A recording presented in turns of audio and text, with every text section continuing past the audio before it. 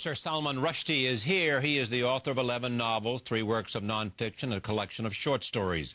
On February 14, 1989, Valentine's Day, a religious edict of fatwa was issued against him by the Ayatollah Khomeini. The fatwa called for his death. Rushdie's book, The Satanic Verses, was accused of blasphemy against Islam, the Prophet Muhammad, and the Quran. He lived under the fatwa for 9 years. On September 24, 1998, Iran lifted the death threat against him. Now Rushdie has written a memoir about those dark years. It is called Joseph Anton. I'm pleased to have Salman Rushdie back at this table. Thank you. It is always good to have you at this table. Tell me about what you think is going on today about this movie. You know, I think of course, this video of what may or may not be, we don't even know if the movie exists. It's a trailer of a movie. Yeah. I mean, I think obviously that was a flashpoint. I feel now, as we see it continuing, that it's more than that. I really don't think it's entirely about the movie anymore. I think I think unfortunately we live in an age of manufactured outrage. You know, there's a kind of outrage industry where people deliberately pick things which they think can be used to incite large-scale violence. And if it involves Muhammad, yeah, likely to. And I mean, one of the reasons why in my book I use this metaphor of Hitchcock's movie The Birds is that I felt sometimes that what happened, I have felt very often actually, that what happened to me was a kind of prologue to a story which now engulfs all of us, you know, that and that the story of the rise of radical Islam and the ease with which it turns to violence, and the kind of language and rhetoric that it repeatedly uses, which is very hostile towards what one might very roughly call democracy. And I think, you know, if you could actually see pretty much a straight line connection between what happened back then in 1989 to this particular book and this particular writer and its authors and its translators and publishers, you could, through the 9/11 attacks, right up to the present day. Now we see the storm of the birds, you know. And I felt often back in those days that one of the reasons why people reacted to what happened to me with a measure of bewilderment and confusion is that we had no frame of reference. You know, we had no context to put an event like that in.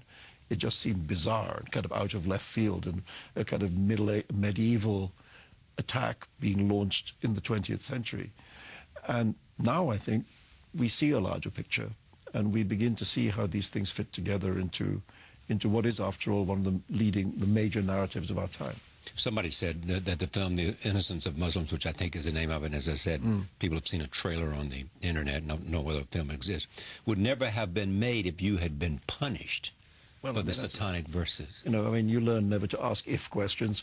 I mean, I think lots of stuff. You know, the internet is full of stuff. I mean, if you want to find vilifications of more or less anything, any religion, it's there. You can find anything or anybody. Anything or anybody, yeah. So the internet is like that. You know, so if you're looking for material to get het up about, you will find it. So that's the question. I mean, what are people who are prepared to latch onto something like this movie looking for? They're looking for, unfortunately, I think, one of the phenomena of our time is the idea that people find their identity in their rage. You know, people find their selfhood in terms of what they most object to. And because it's larger than them, they find... It becomes like a collective act of, you know, by having an enemy, you know, and by launching yourself in fury against that enemy, you seem to have a better feeling of who you are, you know, and that's what happened in my case, you know, that it becomes a kind of identity politics, you know, people who are looking to find a narrowly defined but passionately, feverishly, even violently held definition of identity, find it very easily by finding a target and attacking that target. Is it about modernity at all? It's something about that, and it's something about imbalances of wealth. You know, many of these countries, many of these young mostly men. Mostly uneducated in many cases because they have not had the opportunity to. And their prospects are kind of nil. You know, their chances of getting a decent job, raising a family, bringing it up, etc., in an ordinary way, are very low. And so that creates anger too. And it's very easy to turn that anger against the wealthiest bits of the world. Has it touched you again? Not really. I mean, every so often, you know, I mean, essentially for the last more than 10 years now, it's sort of been fine. And every so often somebody shakes a fist in my direction. You know, but at this point... On the street or... No, just writing something? I mean politically. Politically, you know, usually coming out of Iran, somebody says something unpleasant. But at this point... But there's been no action by the Iranian government at all because of this? No, it's been essentially down to the odd rhetorical remark now for more than 10 years. Why did you decide to write the memoir now? Well, I just felt emotionally ready to do it, I think. I mean, I think I knew that I was going to do it. I always knew I was going to do it, which is why I kept a journal all those years to try and make sure that I remembered the detail, the sort of dailiness of it. But for a long time, I was absolutely not ready to write it. I didn't want to go back into that dark tunnel, having just come out of it. But, you know, the thing that happened to my life was that it sort of turned into a thriller. You know, it turned into a thriller/spy novel. What's going to happen to him and the experience of hiding? You know, and there were spies in it. There were secret policemen. Right. There were unknown refugees. There were international assassins. There was all this stuff that you normally come across in a certain kind of genre fiction, except that it really happened to me. Now, in retrospect, that's a good story to tell. At the time, it was no fun to live through. And I think I needed recovery time.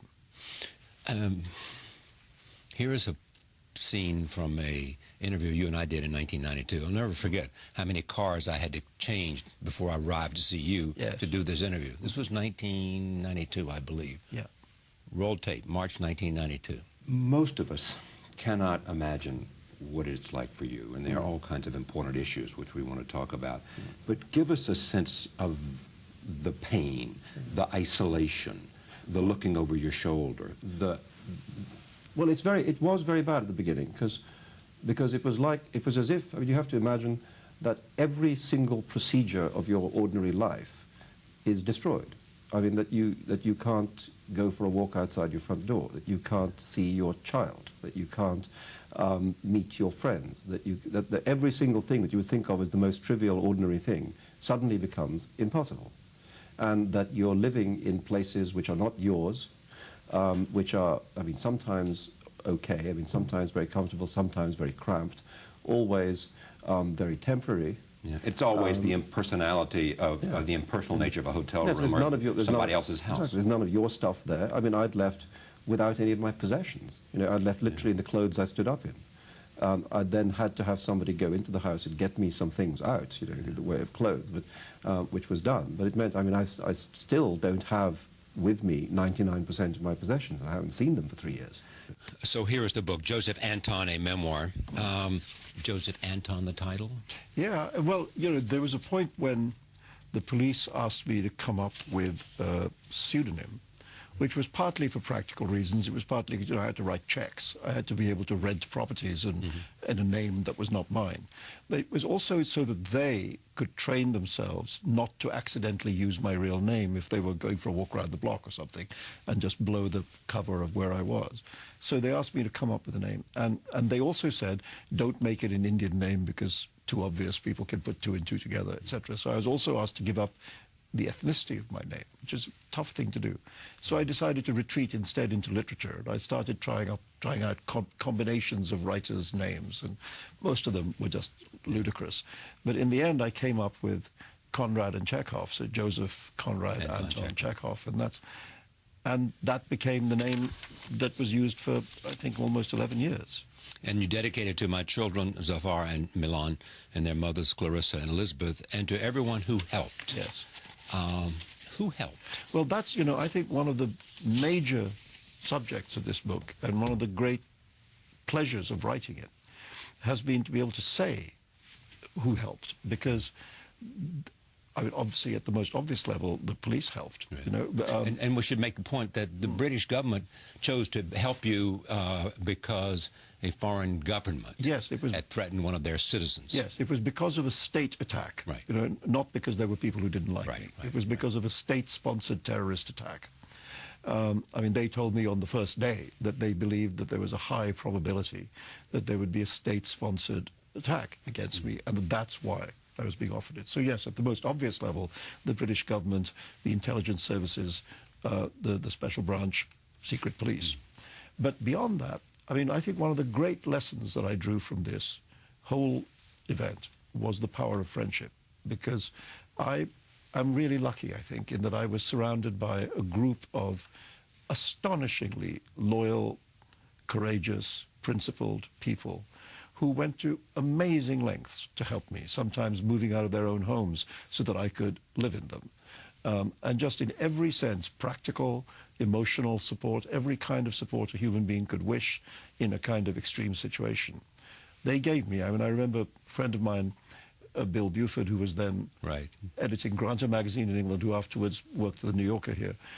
He said to me, I've never forgotten it, he said, your friends are going to form an iron ring around you and you'll be able to live inside it. And that's what they did. And remember, this is the kind of literary community, famously leaky, you know, incapable of keeping secrets, loving gossip above all things. Yes, yes, yes. And this was the community that absolutely shut its mouth, kept every secret, told nobody anything, and allowed me to have a kind of life for 10 or 11 years. Yeah. But there were times in which you had to do things that must have said to you, am I doing the right thing? Hiding. Yeah. It's very, I mean, I don't know. Because it's humiliating. It's humiliating. For me, that was a kind of overwhelming and repeated feeling, the feeling of being humiliated. You know, if you're in some kind of house that you've rented and something goes wrong, you know, there's a plumbing leak, you know, you have to call a plumber to the house. The plumber's not allowed to know that I'm there, so I have to kind of go and hide in another room. I mean, that kind of thing was demeaning and just made you feel sick. There are also instances in which you have talked about in this book, the apology. Yeah. Well, that was, I think, you know, I mean, I say it very openly in the book, I think, the stupidest thing I ever did. And all I can say in my defense is that, you know, I was reading through my journals for this, when I was writing this, and it became very clear, if you read the journals for that period, that the person writing them is not in a good mental shape. You know, I mean, I think I was probably in the most despairing condition that I've ever been in my life. There was a lot of external pressure on me, both through the media and from politicians. It affects everything, your ability to write, your ability to feel good. All of that, yeah. And there was a lot of people saying, you broke this, you fix it. You know, there was a lot of pressure on me of that kind. This is your fault. You need to find the solution to the problem. A lot of that. And when I was feeling in this very low state of mind, I allowed myself, essentially, I mean, I only blame myself, to be suckered into this encounter with some Islamic leaders who were promising me the world, you know, we'll fix everything, we'll get rid of it. And they had produced this document I was supposed to sign acknowledging the Muslim faith, you know, and I mean, I should never have signed it because I'm not religious, I never have been, but I did. What's interesting, too, is what you now know about how the Ayatollah chose to issue the fatwa.